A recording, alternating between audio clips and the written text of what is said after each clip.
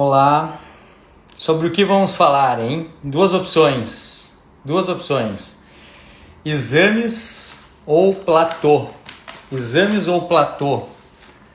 terminou o consultório e vocês decidem, eu vou dar aqui 5 minutos para decidir entre exames, vou botar aqui, ó, sobre o que falaremos, sobre o que conversaremos, platô ou exames laboratoriais? Sobre o que conversaremos?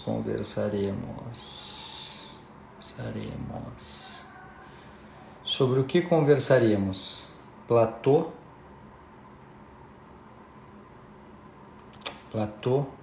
ou exames?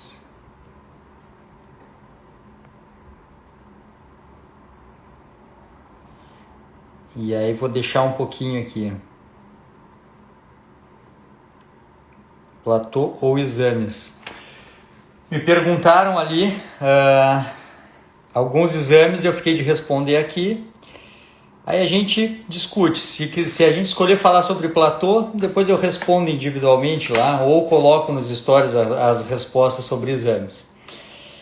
Muito bem, exame.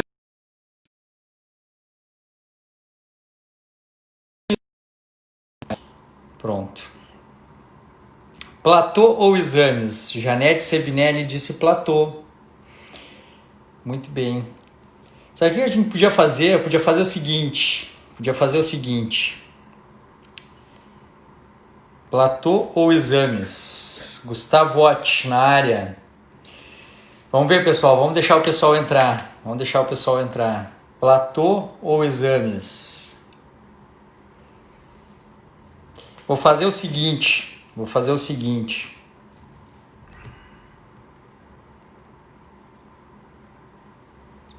Eu coloquei ali numa das perguntas que fizeram para mim, colocaram ali o seguinte, e agora, né, para perder peso, será que eu não estou comendo demais, etc. Assim, teve algumas perguntas. E aí então vamos fazer o seguinte, vamos falar sobre tudo. Vamos falar sobre tudo, eu vou mudar o nome aqui, vamos falar sobre tudo. Vamos esperar o pessoal entrar, vou botar aqui sobre o que conversaremos, platô ou exames. Vamos falar sobre tudo. Vou botar assim, sobre o que conversaremos. Eu tô dando tempo para deixar o pessoal entrar, viu? Quem é dos grupos aí, quem é dos canais do Telegram, avisem aí nos canais do Telegram. Meninas e meninos dos xodós, avisem lá no chat do grupo, do canal. Pessoal do Manos na Pele que tá aqui, avisa lá. Avisem todo mundo aí. Vamos conversar. Sobre o que conversaremos? Exames ou platô?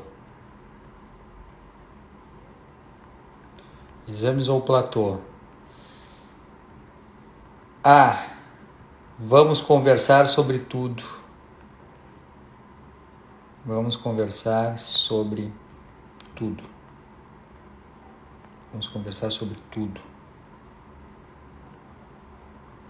Vamos conversar sobre tudo. Enquanto estiver bom, nós vamos conversando. Tá? Roberta Brussa, o homem enlouqueceu. Vamos conversar sobre tudo, mas com calma, com toda tranquilidade, sob controle, né? Vou salvar aqui. A Janete já tá avisando lá no chat que eu tô vendo a notificação aqui. Massa. Tudo. Vamos conversar sobre tudo. Com todo cuidado, bem tranquilos. Vamos conversar sobre tudo.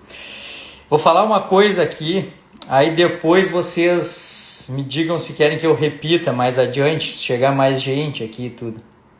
Porque eu coloquei uma resposta ali que fala sobre platô, tá? Fala como nós, do lado de cá do muro, nós humanos, como a gente lida, sem proibidão, Rogéria, sem proibidão, só o permitidão, tá? Como a gente, nós aqui do lado de cá do muro, como a gente lida com o platô. Tem uma live toda sobre platô, tem vários materiais sobre platô. Quem está no meu canal do Telegram, que vai lá no começo, lá tem um material sobre platô que eu coloquei. Eu fiz uma live sobre platô que tá no YouTube, no meu canal do YouTube, tá? Então tem um material sobre platô. Mas tem um jeito prático de lidar com platô. Tem 4 variáveis principais que a gente mexendo com elas, a gente consegue lidar com o platô. Então assim, 4 variáveis. Se vocês querem anotar, querem aula, pegue um papel para anotar. 4 variáveis para lidar com o platô. Tá? A barba tá mal, tem que fazer a barba. O cabelo também tem que cortar, tá? Uma coisa, semana que vem eu corto. Tem 4 variáveis para lidar com o platô principais, tá? Tem várias outras. Eu vou lidar com essas 4 principais porque é uma regra prática, assim. Então peguem papel e anotem assim, tem 4 coisas que a gente tem que ver no que diz respeito à rotina alimentar, tá? Platô é muito mais do que só a rotina alimentar. A gente pode entrar em platô. Hoje eu atendi, aqui crônicas do Telegram, até tinha que ter colocado, né? Eu atendi uma paciente hoje que ela, por exemplo, ela está no platô e a gente chegou à conclusão de que o grande fenômeno que colocou ela no platô foi um evento super estressante na vida dela, mega estressante na vida dela. Uma questão familiar de brigas. Carla Soares Moutinho, tu me mandastes uma pergunta sobre exames. Tá? Fica com ela engatilhada aí, me manda ela aqui nas perguntas, aqui embaixo. Manda a pergunta aqui, quem tiver pergunta sobre exames, manda aqui embaixo que eu vou tentar fazer um apanhado depois, tá? Mas manda aqui nesse coisinho, no balãozinho aqui embaixo, da interrogação, tá? Que daí lá por meia-noite, quando eu acabar a live, eu ver, mentira, daqui a pouco eu já falo. Então essa paciente já estava em platô, e a gente chegou na conclusão que o motivo dela principal é que ela teve um super estresse, um evento super estressante que ela ainda não se recuperou totalmente desse estresse. Então ela está em platô por motivos não alimentares, tá? Então tá bem, né? O que teria que fazer? Teria que resolver essas questões. Claro que existe medicação que ajuda, claro que existe. Existem também suplementações que ajudam no estresse. Existem, mas a primeira grande coisa é o diagnóstico. Então a gente chegou à conclusão. Ela percebeu que teve um momento assim que ela teve um estresse super, super grave, que colocou ela em platô. Quem já conhece mais sobre hormônios, quem conhece mais sobre impactos metabólicos, Felipe Viana na área. Quem conhece mais sobre impacto metabólico dos estímulos biológicos sabe. O estresse pode colocar a gente em platô de várias formas. Olha aqui, nem era o que eu ia falar, tá? Nem era o que eu ia falar, mas eu vou falar tudo. Não vou falar tudo que eu quiser falar. Sem proibidão, só permitidão. Então, assim, o estresse agudo, ele pode fazer isso que uma colega falou aqui, cortisol cronicamente elevado. Exatamente. Thaís, não vi que era tu, Thaís, tu mudou essa tua foto, ficou bonito, ficou legal. Então o estresse pode levar a um aumento crônico do cortisol, isso a gente sabe. Mas a grande coisa é que a elevação crônica do cortisol impacta em outras esferas hormonais, como por exemplo, leva a resistência crônica à insulina. Resistência crônica à insulina nos coloca num modo de armazenamento, dificulta o uso da gordura como forma de energia. Mas o estresse crônico ou o estresse agudo de grande intensidade, ele também pode afetar os neurotransmissores, o modo como a gente responde ao estresse lá no sistema nervoso central, serotonina, dopamina, principalmente dopamina, fazendo com que a gente busque no ambiente de maneira incessante energia e matéria na forma de alimento. Dona Sabrina está na área, então eu tenho que me comportar, não posso demorar e nem falar palavrão. A Dona Sabrina está na área, então eu tenho que ser sucinto e falar calmamente, sem palavrão. Então o estresse crônico faz isso, assim, ele mexe na esfera do controle do peso no eixo da inflamação crônica, cortisol e insulina, sim, mas ele mexe no sistema nervoso central também, alterando o sistema de recompensa, de modo que a gente fica buscando alívio do estresse crônico. E aí acontece uma coisa, ó, essa paciente ela não está me assistindo, certamente, ela não está me assistindo, essa de hoje. E ela não sabe ainda, e eu tentei explicar, mas tem que ser devagar, que assim, ó, ela realmente está tendo uma rotina alimentar bem boa, assim, bem saudável, com poucos erros, etc. No entanto, quando a gente dispara o sistema de recompensa por conta do estresse crônico e a gente come até a saciedade pode ser muito mais calórica e nutritiva, entre aspas, do que o nosso corpo precisa para o momento. Em outras palavras, o estresse crônico gera superávit involuntário. A pessoa acaba precisando comer mais para ter a mesma saciedade. Então, essa paciente, a gente chegou à conclusão que a rotina alimentar dela era boa, que o exercício, ela está dando uma falhada assim, no exercício, mas a gente percebeu, na verdade, que o estresse crônico desregulou o sistema de recompensa, assim, aquela coisa que a gente acaba comendo um pouquinho mais do que precisa, mais vezes do que precisa, e já nos coloca, já com estresse crônico, cortisol cronicamente elevado, resistência à insulina, ferrou, né? Então, claro, o que eu quis falar sobre isso? O que eu quis falar sobre isso, que eu já comecei a devanear aqui? É que o estresse é um estímulo biológico que impacta em várias esferas. Então a gente tem que sempre olhar o paciente como um todo. E pause na live. A gente tem que olhar o paciente como um todo. E lembrem, tanto eu quanto a Thaís Martin, que está aqui, quanto o Felipe Viana, que está aprendendo tudo já top desde o começo, nós temos que entregar para o paciente a autonomia. Então não é que eu estou falando que o médico tem que prestar atenção no paciente como um todo. O médico tem essa obrigação, mas o paciente tem que aprender a se olhar como um todo. Ah, olha aqui, ó. Presta atenção. O médico tem que olhar o paciente como um todo. Não tenho dúvida disso, tá? É uma obrigação do médico. Quando o médico não olha o paciente como um todo, ele está errando. Então, quando a gente vai no especialista, assim, olha só aquela coisa, aquela pedra nos rins, e o cara não viu que, na verdade, tem síndrome metabólica, tem hipertensão, tem aumento da circunferência abdominal, está ficando diabético, o cara errou. O cara tem que tirar a pedra nos rins e dizer, olha aqui, ó, o teu estilo de vida não está legal. Tá? O paciente sempre tem que ser visto como um todo pelo médico, mas vocês aqui do meu Instagram, eu já disse 500 vezes que eu trabalho para vocês têm que receber autonomia. Vocês têm que aprender tudo o que precisa saber para não precisar nem de mim mais no futuro, tá? Então o médico tem a obrigação de ver vocês como um todo, sim, mas vocês também têm que se ver como um todo. Quantos aqui estão assistindo a live e estão usando só uma faceta da sua personalidade? Por exemplo, são mães e enterraram a mulher, a esposa, a profissional. Não pode, vocês não estão se vendo como um todo, vocês estão cobrando isso da medicina, mas não estão fazendo isso. Quantos, quantos estão vendo só a profissão, mas não estão vendo a mãe, a mulher, não estão se enxergando como pessoa? E quantos estão vendo mãe, estão vendo mulher, estão vendo profissão, mas não estão vendo a mulher ou o homem também? Gustavo Ott está aqui, tá a gurizada toda aqui. Quantos de vocês estão se segregando também, estão se vendo só em partes?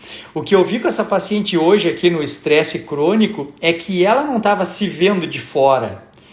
E aí tá bem, eu exerci o papel médico de vê-la como um todo e mostrar isso para ela, mas vocês têm que aprender a fazer uma leitura diária de como é que está a vida, como mulher, como homem, como marido, como esposa, como pai, como mãe, como filho, etc. A gente tem que se enxergar como um todo. Porque quando a gente acorda gordo, acorda com 120 quilos diabético, na verdade o que a gente fez foi não prestar atenção no todo e ir vivendo uma parte só da vida. Foi sendo só pai, foi sendo só mãe, foi sendo só profissional, e quando viu, o resto todo da vida passou e vocês não se viram como um todo. Então isso foi só um desabafo de um médico que tem que ver as pessoas como um todo, mas vocês não se veem como um todo, isso é fundamental. Pronto, para aí, relaxei. Não posso me exaltar, porque senão vem o Hulk e faz o proibidão. Não posso. Não posso. Voltando, tá? Então a gente tem que se entender como um todo para tentar descobrir onde é que está o erro e o que pode estar promovendo uma alteração metabólica, já que todas as alterações metabólicas, elas são fruto de estímulos que a gente deu. Seja o estresse, seja o sedentarismo, seja a troca do dia pela noite, tá? Só trocar o dia pela noite ou só ter noites que não tenham sono reparador, só isso já pode produzir platô também. Então, estresse crônico pode, sedentarismo pode, trocar o dia pela noite pode, ter um sono que não é reparador também. Tem uma live no YouTube que é a live do sono, é uma das minhas lives preferidas e é uma que o pessoal mais gosta também. Pô, foi uma live super antigona e tá super completa, de vez em quando eu ainda assisto ali umas partes, quando me marcam eu vou lá e assisto. Tá? Então a gente tem que se ver como um todo para perceber onde pode estar a falha. Resolvido este problema, aí a gente volta para a rotina alimentar. Mas a rotina alimentar, ela tem que estar dentro de um estilo de vida adequado. Pause, antes de eu falar. Tá, hoje eu posso, né? Eu vou falar tudo que eu quiser falar. Então, assim, antes de eu falar essa parte da alimentação, eu não vou me esquecer. Eu quero só contar que o paciente, um dos últimos que eu atendi, hoje eu passei o dia inteiro dentro do consultório. Mas eu saía nos intervalos, eu ia lá na clínica, no gramadinho, lá onde eu botei a foto da caixinha de perguntas. Hoje um paciente que está sentado aqui, ele me disse assim, que o pessoal, um paciente super lúcido, super inteligente, performando, emagrecendo, topíssimo, como diz a Janete, ele dizendo assim: Marcelo, o pessoal me pergunta por quanto tempo é a minha dieta? Por quanto tempo? E ele dava risada, né? Porque é ridículo pensar assim, quanto tempo, né? Quando a gente muda, quando a gente entende comportamento, estilo de vida, não existe tempo, né? Não existe tempo, a gente entendeu? Claro, eu já nem me lembrava mais disso porque isso é tão óbvio, né? Mas daí depois que ele falou isso, Marcelo, dava risada, que ele com a esposa aqui. Marcelo, o pessoal me pergunta por quanto tempo eu vou fazer a dieta. Por quanto tempo eu vou fazer a dieta? Muito quadro, né? Porque a gente não faz a dieta, não tem a dieta. Não existe a dieta. Então não tem tempo, né? Já que não é dieta. Na verdade é assim, quer ver? Olha uma analogia para vocês entenderem. Marcelo, tu fez medicina. Eu fiz medicina, eu sou médico. Por quanto tempo tu vai ser médico? Tu vai aprender, tu vai saber essas coisas da medicina? Olha, eu não tenho como desaprender, né, o que eu vou fazer. Eu sou médico, tá? Eu posso aprender mais coisas, mas eu não vou negar o que eu sei, né? Eu posso aperfeiçoar. Mas por quanto tempo eu vou ser médico? Bom, a medicina mora em mim agora, porque eu não era médico e agora me tornei médico, eu trabalho com medicina. Eu posso fazer qualquer coisa da vida, mas a medicina mora em mim. Então, por quanto tempo eu vou fazer esta dieta? Olha, isso é impossível deixar de fazer, porque se eu já aprendi, é uma coisa que eu entendi, esta dieta, este estilo de vida mora em mim, não tem como eu deixar de fazer isso, né? Então, claro, as pessoas ainda pensam que vão viver uma vida insalubre, fazer um protocolo para perder 12 quilos e depois voltar para aquela vida insalubre, aí fica satisfeito, faz de novo mais um pouquinho, né? Claro, para nós todos do lado de cá, todos os meus seguidores ali, tudo isso é um ponto tranquilo para nós, está resolvido, mas é interessante ver como as pessoas estão perdidas ainda, né? Por isso que surgiu aquela história do lado de cá e do lado de lá, que as pessoas estão completamente perdidas. Mas, como eu disse que eu não ia me perder, falando em platô e perda de peso, e estabilidade de perda de peso num comportamento alimentar adequado, e tendo essa ideia de revisitar o que está acontecendo na vida para perceber por que a gente não está perdendo peso, 4 variáveis são principais, não que sejam exclusivas, mas são principais, porque são um guarda-chuva, assim, ó. Primeira grande, que eu disse para pegar o papel para anotar, quatro variáveis importantes para controlar se tu tá fazendo tudo certo para perder peso e para performar. Primeira grande coisa, adequação biológica. Eu vou explicar uma por uma depois, tá? Segunda grande coisa, níveis de processamento. Terceira grande coisa, proporção energética para o total proteico, alavancagem proteica ou ecologia nutricional. E quarta coisa, frequência alimentar e janelas alimentares. Não tem o que não se resolva com essas 4 variáveis. Não tem o que não se resolva com essas 4 variáveis. Tá? Depois dessas 4 variáveis, entraria o exercício físico e depois do exercício físico, o ciclo circadiano. Não tem quem não emagreça, se dominar essas 4 variáveis, mais exercício físico adequado, mais ciclo circadiano adequado. Acabou. Vai emagrecer, vai performar e vai conseguir, com essas variáveis, dominar o resto todo para morrer com 120 anos feliz, tranquilo, com sucesso, dinheiro, tudo beleza. Tá? Primeira grande variável, então, adequação biológica. Porque não dá para querer ter saúde e emagrecer comendo porcaria. Não dá. Só do lado de lá do muro eles acreditam que meio pãozinho é melhor do que um pãozinho. Na verdade, nos zeros e uns, no sistema binário da biologia, tem pãozinho ou não tem pãozinho? Tem, mas é pouquinho. Tá, então calcula, pesa a tua comida do lado de lá do muro, porque do lado de cá é a adequação biológica. O que tu come te alimenta enquanto ser humano ou ele é uma adaptação e uma gambiarra? Marcelo, é uma gambiarra, mas eu gosto tanto. Não, tá bem. Aí cada um com essas coisas. A grande coisa em estar perdendo peso, eu tô perdendo peso, ainda tem bastante coisa. Tá, tu pretende, qual é a performance que tu pretende ter? Não, eu pretendo uma performance top. Tá comendo tranqueira ainda? Farinha, açúcar, óleo, álcool, conservante, corante, produto ultraprocessado? Cara, desiste porque não vai dar. Não vai dar. Mas o fulano lá conseguiu. Me mostra. Conseguiu? Ele botou uma foto de antes e depois. Me mostra daqui a 10 anos. Eu até digo assim, me consegue uma pessoa só. Tanto que hoje em dia o profissional fala assim, olha aqui, o fulano emagreceu comendo um pãozinho e bebendo cerveja. Claro, tem que até fazer propaganda, porque isso não existe, né? É difícil de conseguir isso. Isso é uma raridade. E a gente consegue isso para bater uma foto de antes e depois, mas não para virar uma pessoa magra para o resto da vida. Então, quando eu falei lá que eu emagreci, meus pacientes emagreceram, a aleatoriedade joga a nosso favor e a gente fica magro por décadas, não é controlando a quantidade, é a qualidade e adequação biológica. Tá? Ou é alimento e é saudável, ou não é. Se é alimento, a quantidade começa a importar menos. Se a qualidade é ruim, é que as quantidades precisam ser dosadas. Olha o que eu vou falar para vocês aqui. Eu não sei se tem muita gente nova no meu Instagram que está aqui hoje. Quando a adequação biológica está dentro desse sistema aleatório que controla o peso, se a pessoa come um ovo ou come 5, não faz diferença. Não faz diferença. Talvez no final da minha frase, que depois de eu explicar as 4 variáveis, talvez vocês entendam isso. Tá? Do lado de cá do muro, se tu está perdendo peso ou não, eu não vou te perguntar se tu está comendo um ovo ou se tu está comendo 4, porque isso não faz diferença.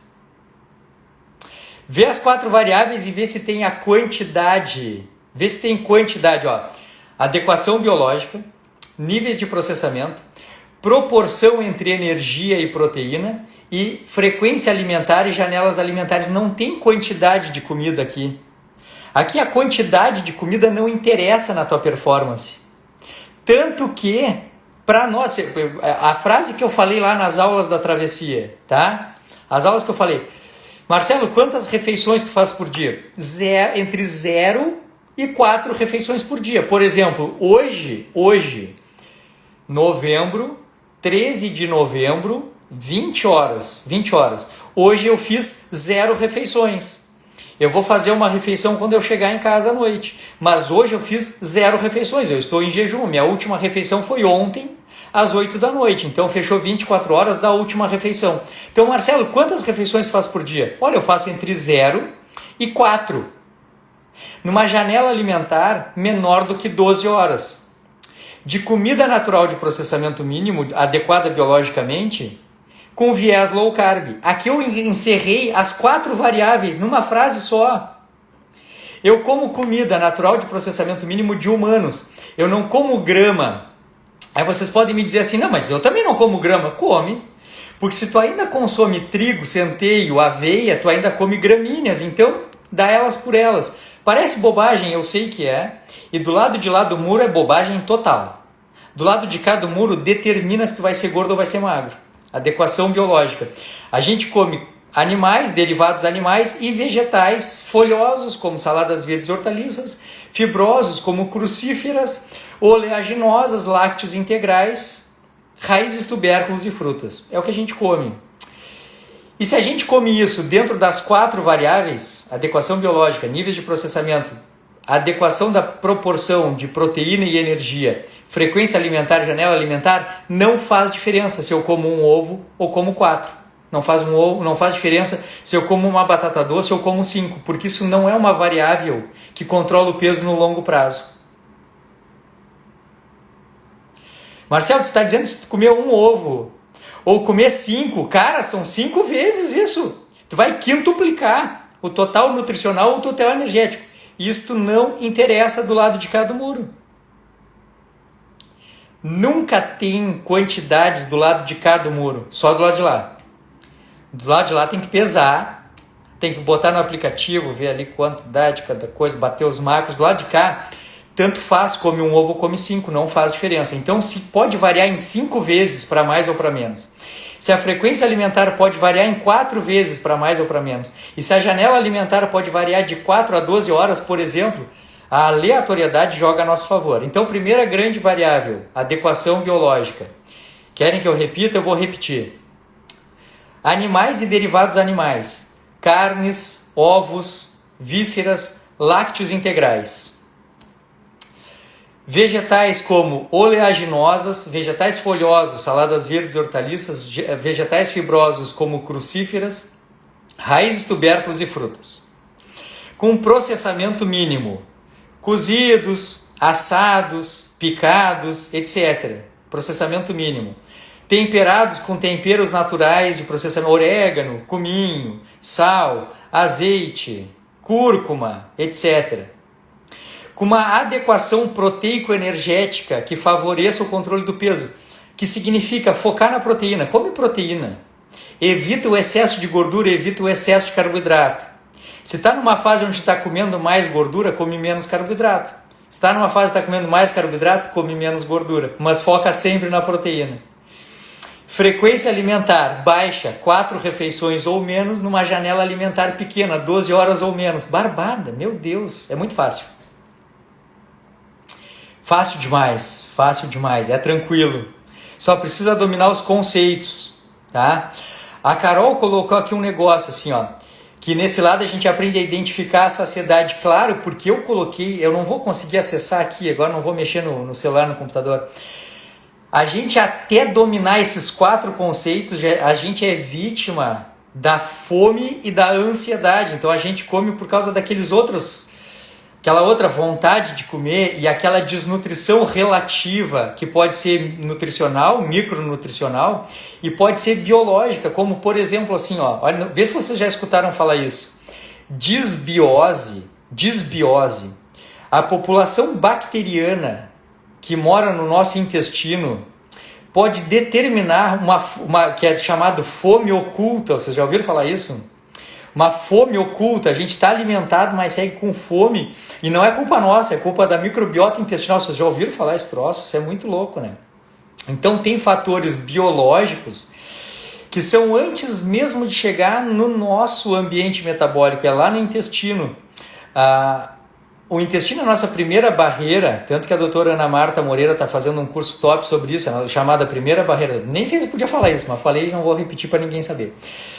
E lá no intestino acontecem coisas que vão controlar o nosso ambiente metabólico, os nossos hormônios, inclusive os nossos neurotransmissores.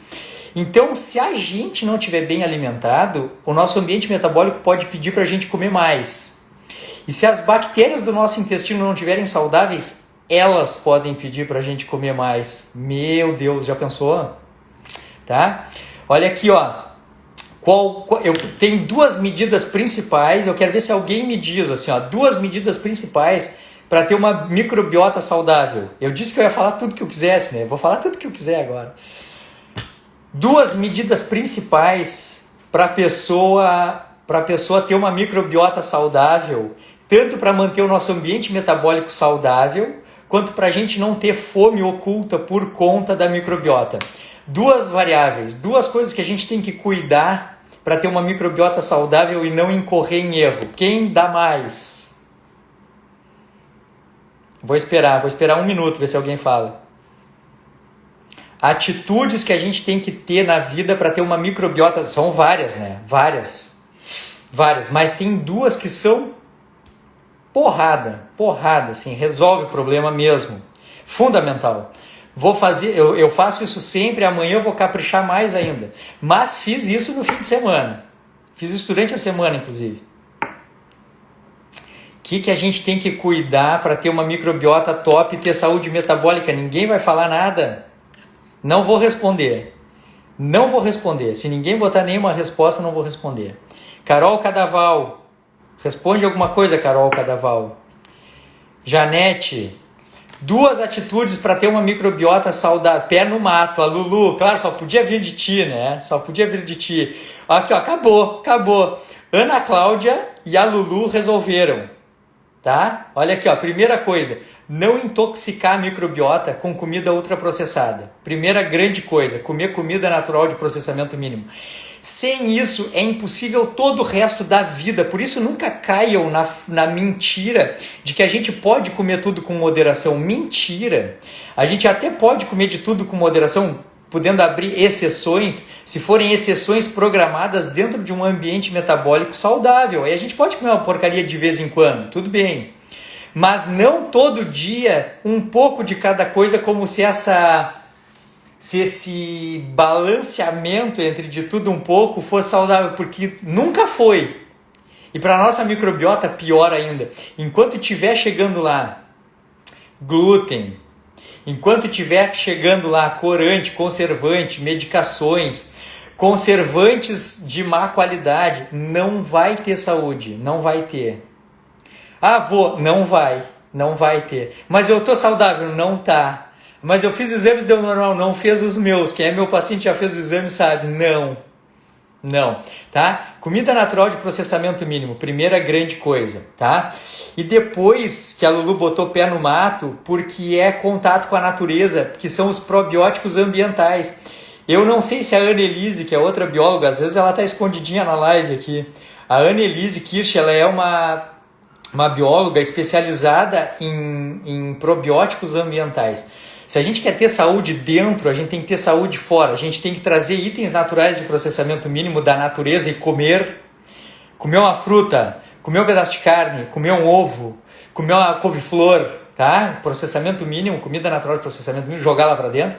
Não colocar produtos ultraprocessados e se sujar, entre aspas, tá? Mexer na natureza, ter um animal de estimação, colocar o pé no chão, sair da cidade um pouco, ir para o interior, ir para o mato, como disse a Lulu, tá? Contato com a natureza, probióticos ambientais, deitar no chão, tirar a camisa, brincar na natureza, assim, tá? Comida natural de processamento mínimo, abstenção de processados, de comida ultraprocessada e contato com a natureza, earthing, tá? Fundamental. Aí depois vem o resto. Eu vi colocar aqui kombucha, chucrute, iogurte natural integral feito em casa, ou até mesmo os fermentados, com certeza. Nas populações mais longevas, o consumo de fermentado é uma constante, o pessoal consome muito, justamente porque mantém um ambiente intestinal saudável, e o ambiente intestinal saudável é um potente anti-inflamatório, mediador do humor, da sensação de bem-estar, tá? E de controle do peso por manutenção da fome, da saciedade, do sistema de recompensa. Maravilhoso, tá? Aí a Jojo botou aqui sol na cara, com certeza. Isso é mais importante ainda, não tanto na questão do probiótico ambiental. O probiótico ambiental é a matéria mesmo, é a grama, é a terra, é o bicho, é a árvore, é essas coisas assim que são inundadas de micro-organismos saudáveis que têm a interface com o nosso ambiente intestinal. Mas o sol na cara tem tudo a ver com aquela outra coisa, com o ciclo circadiano, com a demonstração de quando é dia, quando é noite, do ajuste hormonal, da orquestra da vigília versus a orquestra da noite do reparo. Isso é fundamental. E aí, Jojo e todo mundo, é fundamental. Hoje eu estava aqui, hoje eu fiquei o dia inteiro dentro dessa sala atendendo, o dia inteirinho. Consulta presencial e online, direto, uma atrás da outra. Mas, naqueles 5, 10, 15 minutos entre uma refeição e outra, estou pensando em comida, não, nem estou. Entre uma consulta e outra, eu ia lá na clínica, lá atrás, levava o computador, abria o computador, dava uma olhada, comprei umas coisas para travessia, mochila e coisas que eu tenho que levar para a travessia do cassino, comprei aquelas coisas, tudo certo, respondi caixinha de pergunta, lá no sol, tá? Deixa eu ver aqui, probióticos, dormir bem, exercício e comida de verdade, fundamental para o metabolismo, não ter estresse, não, olha aqui ó, a gente tem que ter estresse, pause na live, Dani, minha parente, Dani Cardoso. Dani, a gente depende do estresse para ser saudável, a gente depende do estresse para emagrecer, a gente depende do estresse para performar, a gente depende do estresse para criar músculos, a gente depende do estresse tanto físico quanto emocional para ter saúde. É que a gente precisa do estresse agudo, porrada, que se resolve. Então a gente precisa de estresse agudo. Se a gente se privar de estresse, a gente não evolui, nem bioquimicamente, hormonalmente, nem intelectualmente, culturalmente. A gente precisa de estresse sim, mas crônico que se resolve. A princípio, todo dia a gente tem que se expor a estresse e ele tem que ficar resolvido. Né? Isso, a Carol botou tirar óleos vegetais, ultra inflamatórios, óleos vegetais extraídos artificialmente de sementes. Os óleos que precisam de temperatura e pressão e solventes orgânicos para serem extraídos. Então a gente só consegue extrair gordura de soja, da couza para fazer o óleo de canola, do milho, do arroz. A gente só consegue extrair essa gordura que tem lá nos plastos daquelas sementes, a gente só consegue extrair com temperatura alta, pressão alta e usando solventes orgânicos como o hexano. Eu fiz química antes da medicina, acho que vocês sabem, né? E eu extraí isso usando um extrator de Sócrates, usando um solvente chamado hexano, que é um hidrocarboneto. Pra gente comer um troço, pra gente comer uma coisa, ter que extrair num extrator de Sócrates, usando temperatura, pressão e hexano, que é um derivado de petróleo, e tu vai chamar esse troço de comida e vai botar no esôfago. Não, eu não. Tô fora. Muito bem. Tomar bastante água é importante. Querem anotar um hábito top para a vida que tem tanto impacto microbiológico, falando sobre água, microbiológico, quanto bioquímico, quanto comportamental?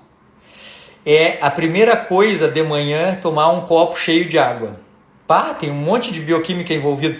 Não precisa ser água morna, não precisa ter limão, é tomar um copo de água, tá? Se for temperatura ambiente, é mais legal. Se tiver limão, não pelo limão, não importa, é o gosto levemente azedo que importa. Quando a gente toma um copo cheio d'água de manhã, várias coisas acontecem. Quando o gosto é um pouquinho mais amargo, assim, por exemplo, do limão, top total. Então, tomar um copo de água bem cheio de manhã tem muitos benefícios, é um bom hábito para ser cultivado. Como modular o cortisol é possível? Claro que sim. E tem muita coisa para falar sobre isso, mas eu vou te dizer assim, Márcia, Modular o cortisol. Primeiro, não ter medo do estresse, mas levar a vida numa boa. Tem uma palavra para isso. Não me lembro como é que é o nome da palavra. A gente tem, quem está no meu canal do Telegram, lembra quando eu falei da Bossa Nova, que eu tenho um lugar mental da Bossa Nova? É essa palavra que eu não me lembro o nome agora, assim. A gente tem que se submeter ao estresse, mas levar a vida com positividade. A primeira grande coisa. Tá tudo dando errado, mas a gente está cantando Garota de Ipanema com a mão no bolso, pensando em como a gente vai fazer para sair disso. Beleza. A outra coisa é juntar toda a atividade do dia, seja intelectual ou física, no período da vigília, de dia. Das 8 da manhã, do nascer do sol ao pôr do sol. Vamos gravar assim que vai ser melhor. Tá? Exercício físico de dia. As principais refeições de dia. Trabalhar e resolver problema de dia. Ah, mas eu preciso trabalhar de noite. Tá, tu vai perder qualidade de vida. Ah, mas eu sou obrigado. Tá bem, vai perder qualidade de vida, paciência. Eu sempre conto que eu fiz muito plantão noturno sabendo disso, mas eu fiquei trabalhando mentalmente para não fazer mais plantão noturno. Eu não faço mais plantão noturno desde o início desse ano, mas levei 5 anos planejando as coisas para não fazer mais plantão noturno. Então, fazer tudo do nascer ao pôr do sol, mas do nascer ao pôr do sol, derreter, fazer tudo mesmo. Quebrar pau, comprar briga com a vida. Comprar briga com a vida do nascer ao pôr do sol. Sair da cama quebrando tudo. O que tem para resolver? Exercício que tenha para fazer. Problemas que tenha para resolver. Trabalhar, performar. As principais refeições, o principal barulho, agito tudo de dia. Fazer uma transição tranquila para a noite e ter uma noite de sono reparador. Quem não assistiu ainda, assiste a live do sono que está lá no YouTube. Tá? Mas então assim, ó, é se expor ao estresse, mas levar na boa, positividade, fazer o dia pegar fogo e render do nascer ao pôr do sol, depois aliviar e trabalhar com sono reparador, que daí tem a live do sono, tá lá no YouTube. Pararará, que mais? Cheiro de mato muito bom. Pai, eu e a Sabrina ficamos lá na Cascata do Caracol, em Canela, e a gente foi caminhando aquela trilha lá, pô, daqui a pouco tinha um banquinho de madeira dentro da água, na corredeira que ia cair lá na cascata, uma baita uma cascata. E a gente ficou sentadinho, pezinho na água, sentadinho num banquinho de madeira embaixo da árvore, escutando o barulho da água. Jesus! Maravilhoso, incrível, incrível. Muito bom, que mais? Tcharará. Piscina gelada, não sei do que nós estávamos falando lá. Pô, que legal, gostei, fazia horas que eu não te vi aqui, cara, sem álcool, cara. O álcool, olha aqui, ó. Eu vou fazer uma live com o Dr. Adolfo, cara top, pá, um médico top, meu, trabalha com ortomolecular, é um cara que, pô, eu respeito muito, assim, cara. A gente vai fazer uma live sobre hormônios e a gente vai falar, pô, como o álcool atrapalha a sinfonia hormonal em todas as instâncias, mas sobretudo na parte comportamental do afeto. Porra, o álcool ferra com o relacionamento humano, sabia desse troço? Pô, ferra, que legal, gostei. O álcool dá uma ferrada, cara. O álcool tem que ser assim, ó, muito pouco, um bom vinho, eventualmente, pouquinho, mas não pode ser sempre. O álcool dá uma pirada geral. Ferra com o metabolismo, ferra com a microbiota, mas ferra com a sinfonia hormonal do comportamento. Não dá.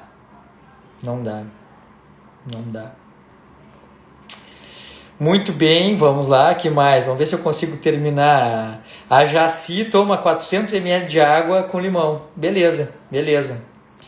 Não acredito. Vanessa Andrade. Vanessa, eu quero fazer uma live contigo de epigenética. Tu tem que me ensinar essas coisas. Eu fiz química antes da medicina. Vanessa, eu fiz química porque senão eu nunca ia ser médico. Eu era muito ruim na química. No ensino médio, eu passava em tudo, rodava em química. E aí eu decidi ser médico. Como é que eu ia fazer isso? Aí eu fiz química antes da medicina. Aí eu fiz a prova da química, que eu passei no vestibular, eu fiz a prova de química em 15 minutos, gabaritei top. Mas eu precisei fazer química. Vanessa, eu quero fazer uma live sobre epigenética, eu quero aprender contigo. Então eu vou te entrevistar, vou fazer perguntas e tu me ensina epigenética. Muito bem. Consigo performar depois da bariátrica? Pô, total. Tá? Os meus alunos, quem aprende comigo, aprende que não precisa fazer bariátrica. Aluno meu que eu ensino as coisas, eu pego um exame bioquímico de quem fez bariátrica e de um aluno meu, de um paciente meu, E ninguém consegue dizer quem fez bariátrica e quem está se tratando comigo, porque o protocolo bioquímico adequado, um protocolo médico adequado de emagrecimento, faz as alterações bioquímicas da bariátrica sem fazer bariátrica. No entanto, a bariátrica não faz as alterações comportamentais e bioquímicas que um protocolo médico adequado faz. Este é o problema. Por isso que hoje eu atendo muito pós-bariátrica, reganhando peso, mas não atendo ex-pacientes meus que performaram da maneira correta reganhando peso. Os meus não reganham. Então, consigo performar depois da bariátrica? Pô, com certeza. Dá tranquilo, a gente ajeita assim, pá. Top, top. Com relação à gordura, azeite de oliva, óleo de coco e banha são saudáveis? Com toda certeza. Por quê? Porque elas são naturais de processamento mínimo. A que é animal é de animais de processamento mínimo, então a gente é onívoro, portanto a gordura desses animais sendo de processamento mínimo ela é adequada para nós. E do óleo de coco e da azeitona também, porque são vegetais adequados biologicamente, a gente consegue extrair essas gorduras sem aumentar a temperatura, a pressão e sem usar solventes orgânicos. A gente consegue extrair o óleo de coco liquidificando e decantando. E a gente consegue extrair o azeite de oliva só pressionando. Então a gente consegue extrair a frio, sem altas temperaturas, pressão e sem solventes orgânicos. Então a gente pode usar tanto a banha quanto a manteiga, a nata, o azeite de oliva, o óleo de coco, a gordura de abacate, o óleo de abacate também. Muito bem. Um hábito novo este ano para mim foi malhar antes de trabalhar. Pois é, fazer live mais cedo é importante também. A Carol botou aqui, pô, é verdade, né? É verdade, tem que fazer live mais cedo. Bom que elas ficam gravadas, aí dá para assistir depois. A live do sono muda a vida, né? Quem não assistiu, assiste lá. A live do sono tá no YouTube. Como eu parei de fazer plantão noturno? Quer que eu te ensine? Eu te ensino. Assim, ó. Eu tenho 3 filhos para criar e eu precisava sustentá-los de maneira adequada. Então eu comecei a planejar quais seriam os passos profissionais que eu precisaria tomar para poder parar de fazer plantão noturno. Então eu comecei a pensar com 5 anos de antecedência tudo que eu teria que fazer para conseguir performar na minha área profissional e não precisar fazer plantão noturno. Primeiro eu pensei, depois eu disse o que eu quero. Eu quero trabalhar sem fazer plantão noturno. Quais são as minhas possibilidades? Fazer isso, aquilo e aquilo. Se tudo der errado, por onde eu vou? Se tudo der errado, eu vou por aqui, por aqui, por ali. E depois foquei no que eu tinha planejado. Como tudo na vida, né? Como tudo na vida. Onde eu atendo? Eu atendo no Rio Grande do Sul, Pelotas, mas na verdade eu atendo no mundo, pelo meu computador. Hoje eu passei o dia inteiro atendendo o mundo. Vanessa Andrade, pode me chamar. Eu vou dar um print. Porque eu vou te cobrar. Vanessa Andrade botou assim, ó, pode me chamar. Pronto, ó, fiz um print, vou botar um print, vou mandar lá por direct. Vou te chamar, nós vamos fazer uma live sobre epigenética, porque eu quero aprender a tua visão sobre epigenética. Eu sei só a visão médica, eu estudo, eu gosto, mas tu é top nisso, eu tenho que saber com os tops. Muito bem, muito bem. Tá, pronto, agora eu vou responder as perguntas que eu falei sobre bioquímica, eu vou responder, tá? Vou responder sobre bioquímica. A Jane, eu não vou botar para não ficar aparecendo o nome, porque eu acho chato isso de ficar aparecendo o nome de quem perguntou, mas tem assim, ó, meu colesterol deu 450. Tá mal, não é legal, tá? O colesterol hoje em dia, a gente não entende mais o colesterol como sendo um fator de risco isolado para doença cardiovascular, como se achava lá na década de 80 e 90, uma coisa demodê e ultrapassada, achar que a pessoa ter o colesterol alto vai produzir lesão endotelial e obstrução arterial, aterosclerose. Não é assim que funciona. Mas uma coisa é verdade, o colesterol ele é um marcador do status inflamatório e do status metabólico. Se a pessoa tinha um colesterol total meio bom, vejam no feed do meu Instagram, tem um post sobre colesterol, que fala assim, colesterol, acho que é colesterol sem mimimi, ou colesterol sem frescura, não me lembro. Assim, ó, colesterol bom é um colesterol assim, ó, entre 170 e 240 e tá bom, não se fixem num número 200, 202, é uma variação dentro de uma faixa aceitável. Então, um colesterol entre 170 e 240 ele tá bom, desde que o diferencial seja bom. bastante HDL, mais do que 40, 50 de preferência, mais até, e triglicerídeo baixo, menos de 150, menos de 100 de preferência, perto de 60, 70, tá? Então, se a gente tem um colesterol mais ou menos bom, com um diferencial relativamente bom, está tudo bem, tá bem, vai tocar a vida, relaxa, cuida das outras coisas. Agora, se estava assim, o colesterol dispara, algo está errado. Ah, mas o colesterol não é fator de risco. Tem, mas tu está errando em alguma coisa. E normalmente é ou em gorduras adicionadas, está comendo gordura demais, ou é na qualidade das gorduras, seja gorduras processadas, ou a adequação de gordura para ti, porque eu vou te contar uma surpresa que eu não sei se tu sabes. Algumas gorduras saudáveis são saudáveis para uma pessoa, mas não são para outras. Então, quando eu fizer a live sobre nutrigenética e nutrigenômica com a doutora Vanessa Andrade, nós vamos falar que um nutriente tem um desfecho numa pessoa, mas tem um desfecho em outra pessoa. E liga e desliga genes em uma pessoa diferente do que em outra pessoa. Por exemplo, o óleo de coco é uma bela gordura natural, de processamento mínimo, adequada biologicamente. Ela é sim praticamente gordura saturada e tá tudo bem, tá tudo certo, mas em algumas pessoas o colesterol dispara quando a proporção de gordura saturada é muito grande na dieta. E aí não dá. Eu como bastante gordura de coco, por exemplo, hoje em dia até não, mas comi muita gordura de coco, meu colesterol fica top, fica maravilhoso.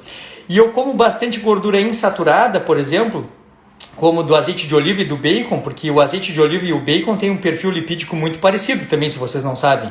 O bacon, ele não é tão gordura saturada quanto o óleo de coco. O óleo de coco é muito mais saturado. Também não se importem com isso, porque isso também não está lá nas 4 variáveis. Todos são adequados biologicamente, tá? Mas se o colesterol explodiu, algo está errado. E talvez no teu caso seja excesso de gordura adicionada, excesso de gordura saturada, excesso de gordura processada. Então tem que ver, a primeira grande coisa, tá? O excesso de lácteos também estoura o colesterol em quem tem predisposição genética para ter esse efeito epigenético, Vanessa Andrade. Tá? Então pode acontecer. Então o lácteo pode cair muito bem para uma pessoa e não cair bem para outra.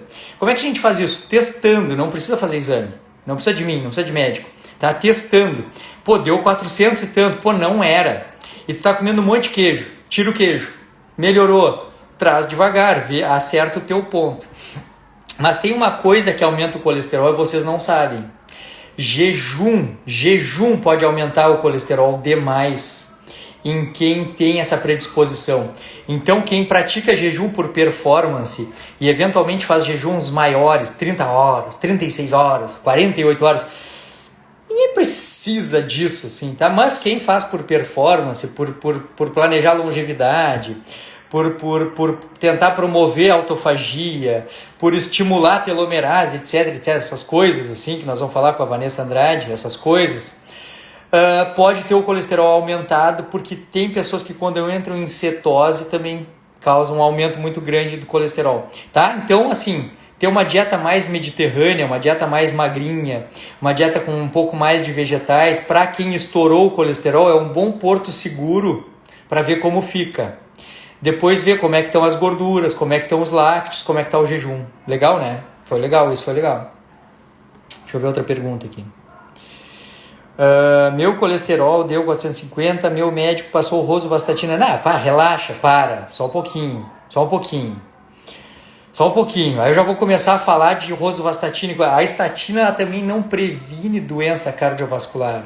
Como assim, Marcelo? Não, a rosuvastatina ela previne a progressão da doença instalada. Então, a pessoa que tem uma doença, tem uma obstrução de carótida, que botou um stent coronariano, fez ponte de safena, infartou, teve um AVC. As estatinas elas previnem a progressão da doença e nem é porque baixa o colesterol. Elas têm um efeito pleiotrópico, um outro efeito anti-inflamatório, estabilizador de placas e tudo mais. Isso, é sobre polimorfismos que eu quero falar contigo, é isso que eu quero que tu me ensine. Pronto. Então anota e nós vamos falar na live. É isso aí. Aí tu vai me explicar tudo top, Vanessa. Maravilha. Tá, voltando nas estatinas. Então elas estabilizam placa e o efeito delas sobre o colesterol nem é o que mais evita a progressão da doença, é mais esse efeito, então, anti-inflamatório, entre aspas, estabilizador de placa. Só que eu acabei de falar que o colesterol por si, ele não é um fator de risco isolado para doença cardíaca. E se o médico está te dando a estatina exclusivamente para tratar o número do colesterol sem outros fatores de risco associados e sem doença instalada, está errado. Porque com medidas comportamentais como essas adequações que eu citei, provavelmente o colesterol vai baixar.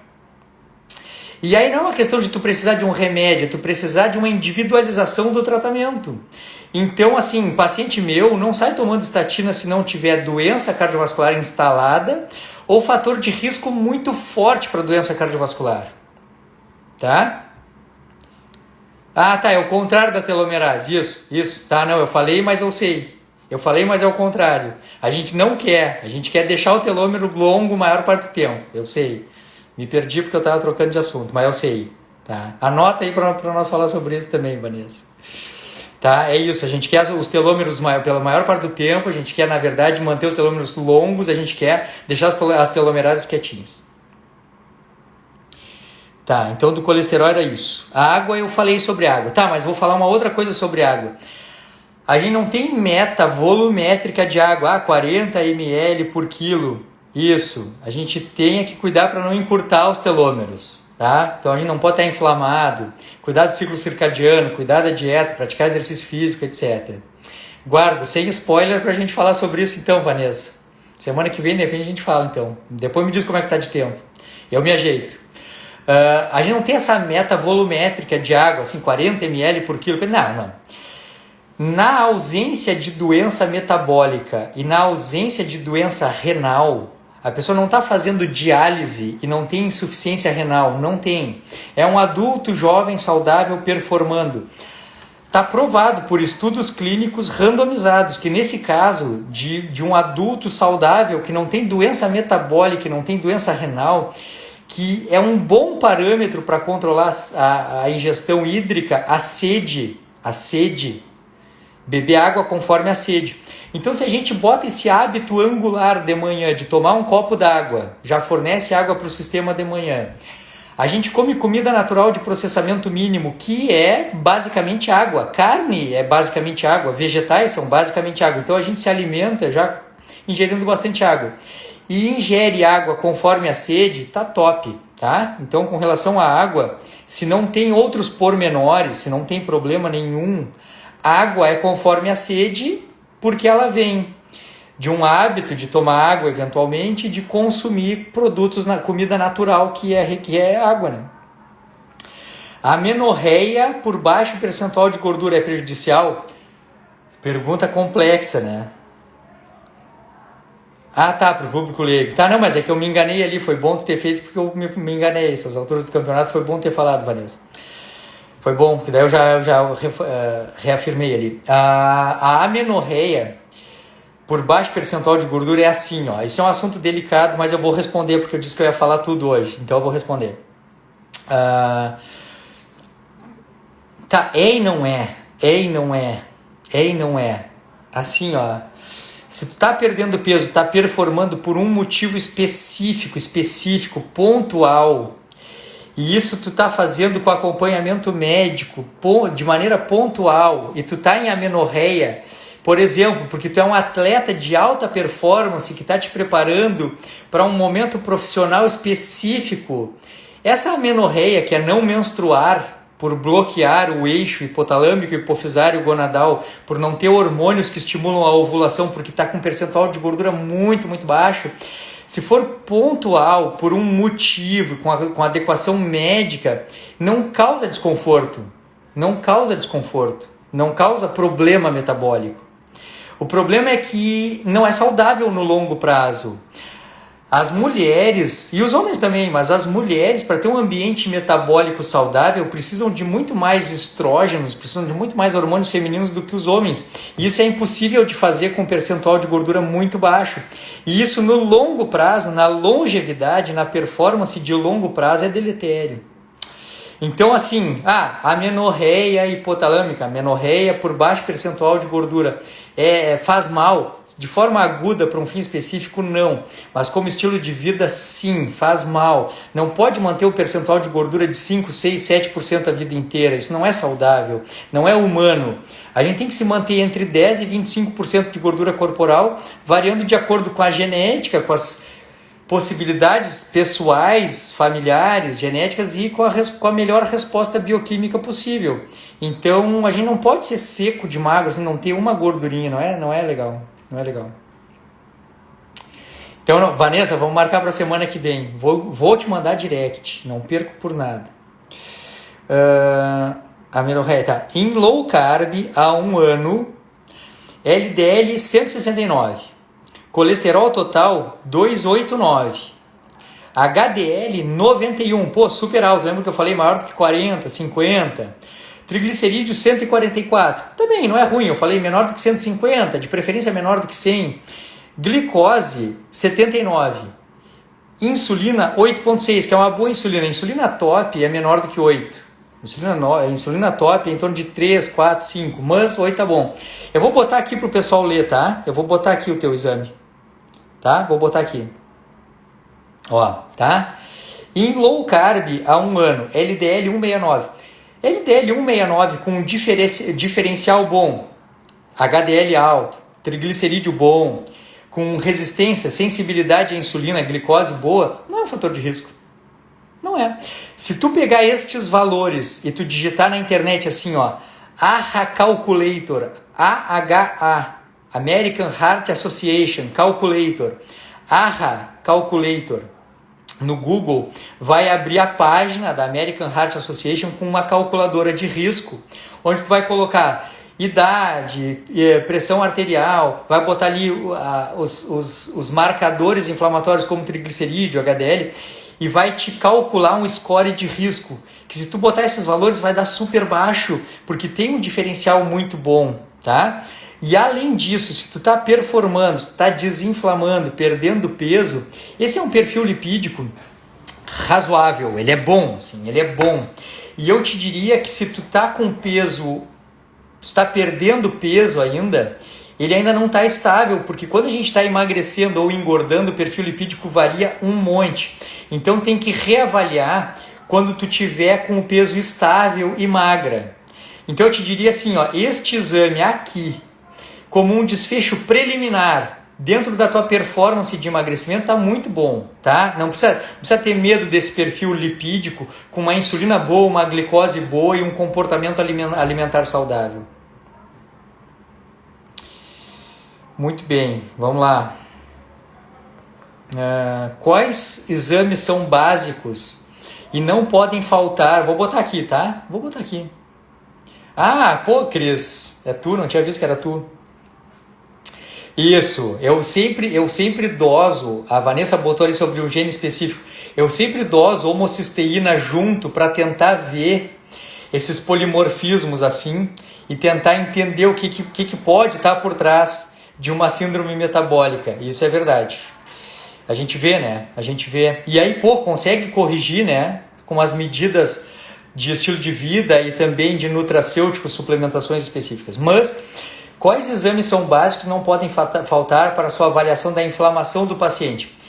Glicemia de jejum e de depois do almoço, insulina de jejum e de depois do almoço, isso, ó, versão correta, e nesse caso, ácido fólico, folato e medidas do estilo de vida. Tem outra suplementação também que ajuda, mas a gente consegue melhorar bem. Isso aí. E não é culpa da dieta, né? É porque não tem mesmo rota metabólica. Glicemia de jejum, insulina de jejum, quem quiser anotar, anota. Ó. Glicemia de jejum, glicemia pós-prandial, insulina de jejum, insulina pós-prandial, hemoglobina glicada, fibrinogênio, PCR ultrassensível, VHS e FAN, fator antinuclear. Daqui começa um leque que a partir daqui, se a pessoa tiver algum desses alterados, a gente segue a investigação, mas com relação a processos inflamatórios, isso. Aí pode entrar também o perfil lipídico, pode entrar também o ácido úrico como um marcador inflamatório também, mas os principais são esses que eu falei. A Carla disse que está perdendo peso sim, então foca na perda de peso, não esquenta a cabeça com esse teu perfil lipídico que ele tá bom e ele vai ficar muito melhor depois que tu tiver mais magra. A Carol botou aqui, o que significa leptina muito baixa uma pessoa magra? Significa que tá magra. Leptina muito baixa, se a insulina estiver normal, ela demonstra baixas reservas energéticas. A leptina é um hormônio liberado pelo tecido gorduroso, pelo adipócito, em resposta proporcional à quantidade de energia armazenada na forma de gordura. Então, quanto mais gordura no adipócito, mais leptina ele libera. Quanto menos gordura no adipócito, menos ele libera. Mas a leitura da leptina só faz sentido e só é fidedigna se não tiver resistência à insulina.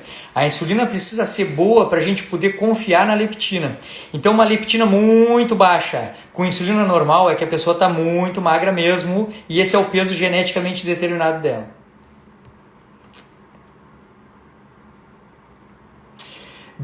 Vou botar, o que legal botou assim, ó, depois de um câncer de próstata, uma mudança para #1 é sinal de cura? Pô, cara, assim, ó, certamente depois de um câncer de próstata, o cara venceu o câncer de próstata, começa a performar, mudar o estilo de vida, cara, tu vai morrer de velho aos 120 anos.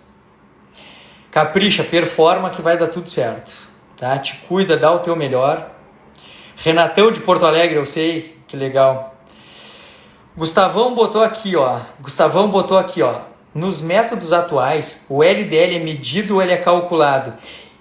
O total dele é medido, mas ele não é medido as frações do LDL. As frações do LDL é que não são medidas. Então, por exemplo, o VLDL já é calculado já, a partir do triglicerídeo do LDL.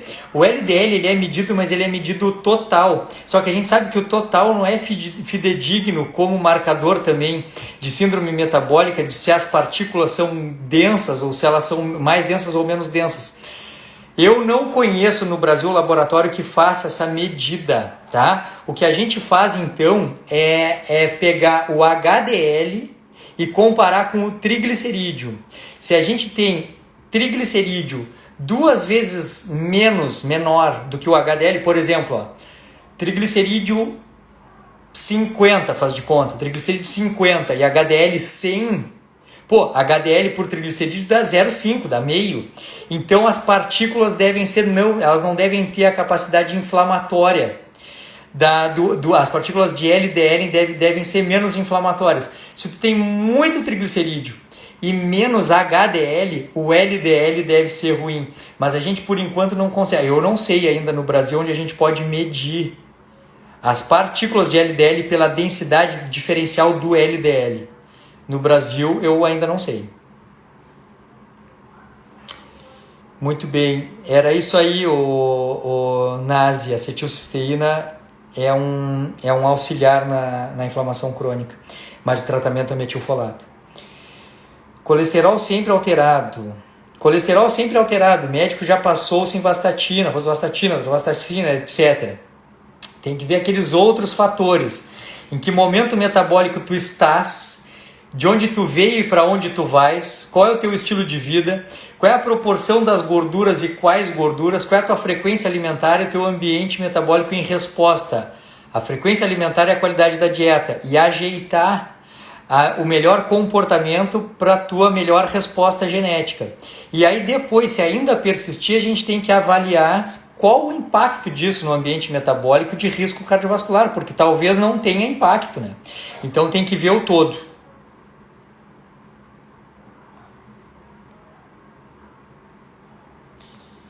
Marcelo, qual a tua avaliação? Ah, tá aqui, ó. Marcelo, qual a tua avaliação sobre o exame direto do colesterol LDL oxidado?